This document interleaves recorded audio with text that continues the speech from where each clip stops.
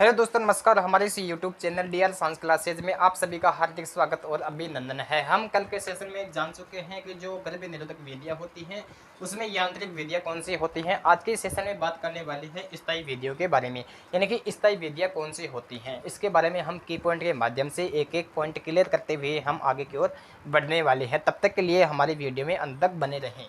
तो दोस्तों, बिना कुछ देरी किए हम स्टार्ट करते हैं। स्थायी विधियाँ, स्थायी विधियाँ क्या होती हैं? ठीक है, हेडिंग डाल लेता हूँ मैं, थर्ड स्थायी विधिया, यानी कि स्थायी विधियाँ कौन कौन सी होती हैं। इन स्थायी विधियों की बात करने वाले हैं। स्थायी विधियाँ क्या होती हैं? इन विधियों को, स्थायी विधियों को शल्य क्रिया के द्वारा यानी कि बंध्यकरण विधियाँ भी कहते हैं। इस स्थायी विधियों में शल्य क्रिया के द्वारा सर्जरी की जाती है और इसको हम बंध्यकरण भी बोल सकते हैं, यानी कि एक बार सर्जरी होने के बाद में युग्मक परिवहन नहीं संभव हो पाता है, इसलिए हम इसको बंध्यकरण भी बोलते हैं। ठीक है, शल्य क्रिया के दौरान शल्य क्रिया के शल्य क्रिया के दौरान युग्मक परिवहन को रोका जाता है, यानी कि शल्य क्रिया के दौरान युग्मक परिवहन को रोका जाता है। ठीक है, और इसलिए इसे क्या कहते हैं? बंध्यकरण भी कहते हैं।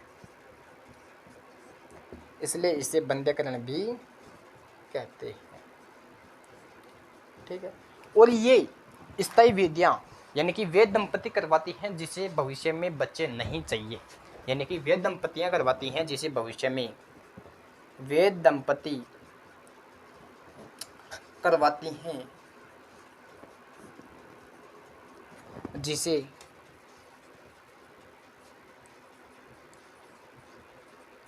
भविष्य में बच्चे नहीं चाहिए, अर्थात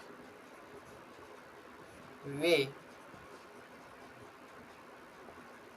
पुरुष व मादा हो सकते हैं, यानी कि पुरुष भी हो सकता है, मादा भी हो सकती है, नर भी हो सकता है, मादा भी हो सकती है, दोनों में कोई भी हो सकता है।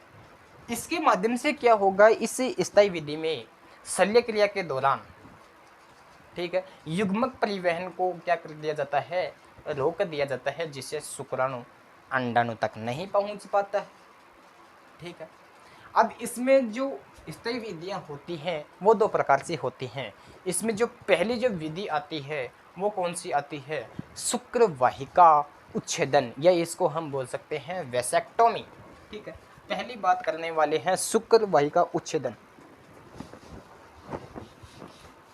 पहली जो विधि आती है इसमें शुक्र वाहिका उच्छेदन।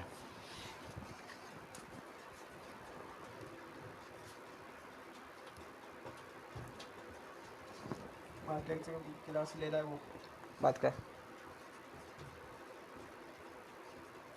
शुक्र वाहिका उच्छेदन, या इसको हम बोल सकते हैं वैसेक्टोमी।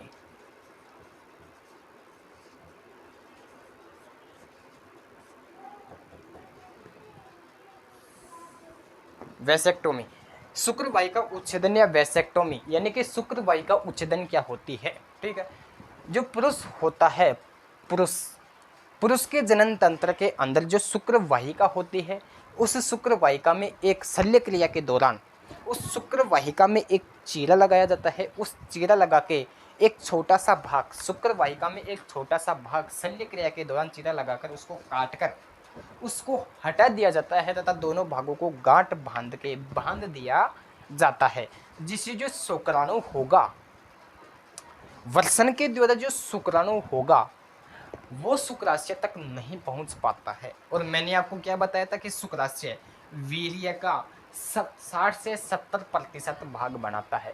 जब वर्षण से शुक्राणु शुक्राशय में पहुंचेगा ही नहीं तो क्या वो वीर्य कहलाएगा?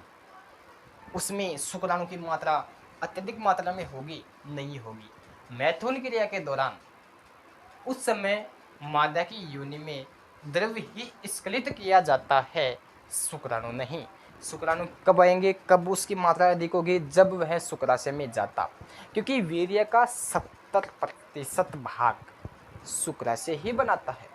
जब शुक्राशय में, जब वो शुक्राणु वर्षण की तरह जो शुक्राणु शुक्राशय में जाएगा ही नहीं तो वीर्य बनेगा कैसे। तो मादा की योनि में मैथुन क्रिया के दौरान द्रव्य ही स्खलित किया जाता है, जिसमें शुक्राणु की मात्रा तो बिल्कुल होती ही नहीं है। जब शुक्राणु नहीं होंगे तो बताओ निषेचन कैसे होगा, नहीं होगा ना। तो ये भी एक विधि है, लेकिन ये विधि कैसी है, बिल्कुल स्थायी रूप से है। एक बार इसका शल्य क्रिया के दौरान गांठ बांध दिया जाता है तो भविष्य में इनको बच्चे चाहिए ही नहीं, मतलब ये कर ही नहीं सकते, ये बच्चे उत्पन्न नहीं कर सकते अपने संतान। ठीक है, तो एक स्थायी विधि है और ये विधि किसके द्वारा अपनाई जाती है, पुरुषों के द्वारा यह विधि अपनाई जाती है। ठीक है, हम इसको ऐड करते हैं। शुक्रवायु का उच्छेदन क्या होता है, यानी कि शल्य क्रिया के दौरान, शल्य क्रिया के दौरान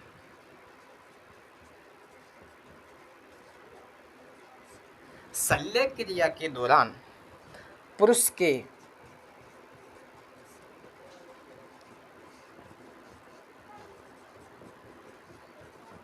शुक्रवाहिका में हल्का सा चीरा लगाकर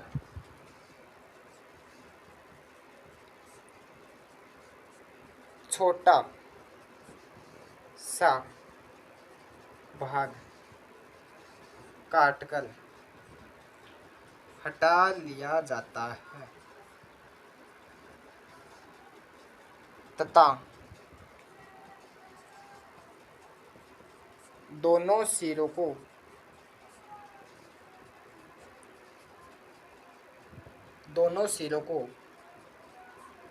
गांठ बांध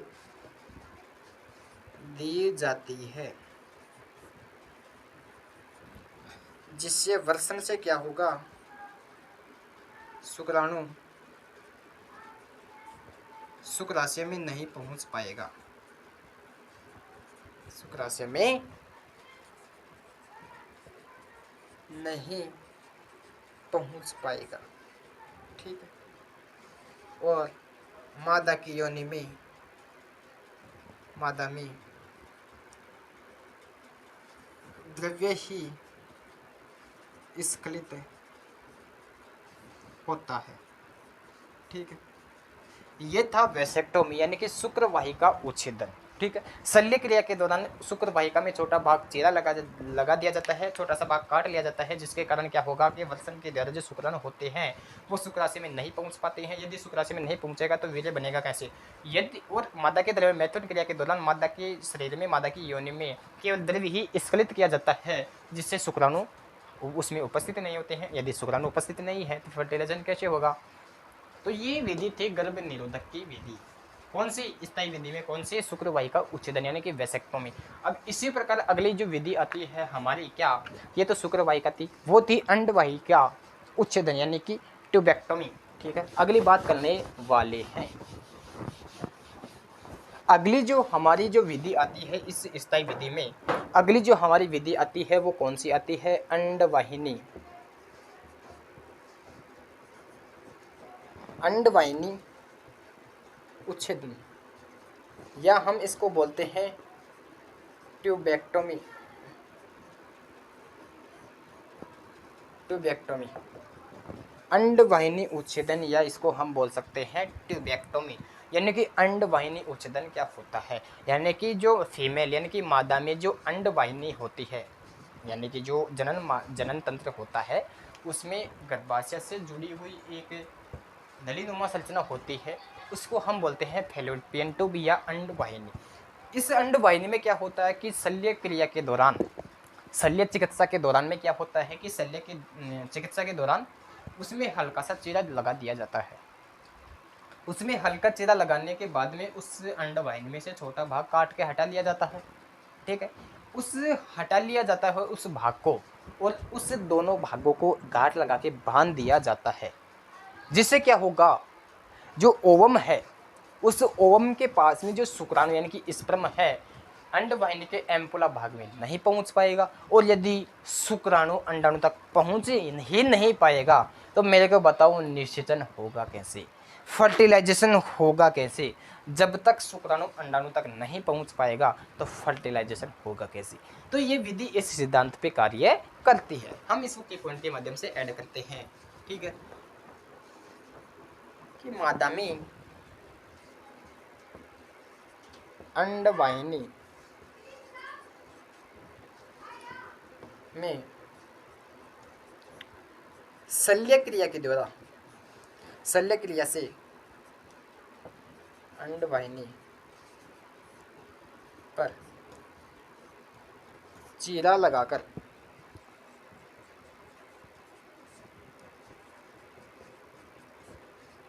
छोटा सा भाग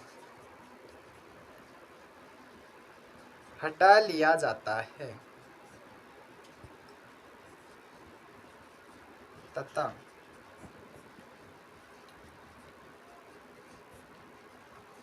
दोनों सिरों को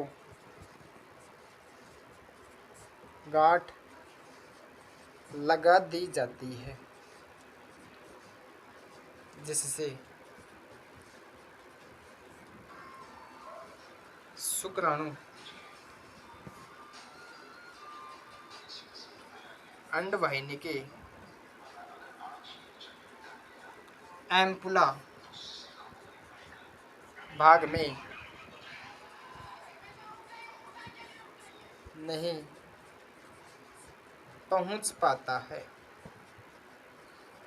यानी कि अंडवाहिनी के उस दोनों सिरों को बांध दिया जाता है तो शुक्राणु जो आएगा वो किस तक नहीं पहुंच पाएगा, उस अंडाणु तक नहीं पहुंच पाएगा। तो नहीं पहुंच पाएगा तो फर्टिलाइजेशन कैसे हुआ। ठीक है, सीधी बात है। तो दोस्तों ये था हमारा गर्भ निरोधक विधियाँ। ये यहाँ पे हमारी क्या होती हैं, कंप्लीट होती है गर्भ निरोधक विधियाँ। स्थायी विधियों की बात किए हैं हम आज।